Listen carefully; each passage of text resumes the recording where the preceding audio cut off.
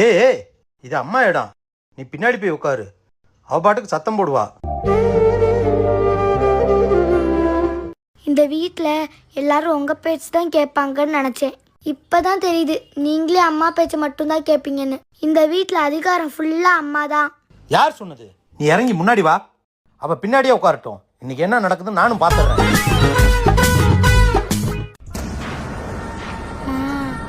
அப்பா shut up.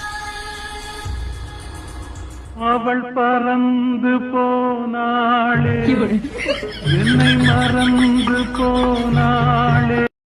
இன்று நான் சீசி வித் சாண்ட்விச் முறையை செய்ய போகிறேன். இதற்காக முதலில் காய்கறிகளை கழுவி நறுக்க வேண்டும். இங்கு நான் வெங்காயம், தக்காளி, அடிப்படை மசாலா, கரம் மசாலா, பனீர் துண்டுகள், பச்சை மிளகாய், உப்பு மற்றும் மிளகுத்தூள், சில்லி பிளேக்ஸ், ஆர்கனோ, செசோன் சில்லி, எலுமிச்சை சாறு மற்றும் துருவிய சீஸ் ஆகியவற்றை சேர்த்து இவை அனைத்தையும்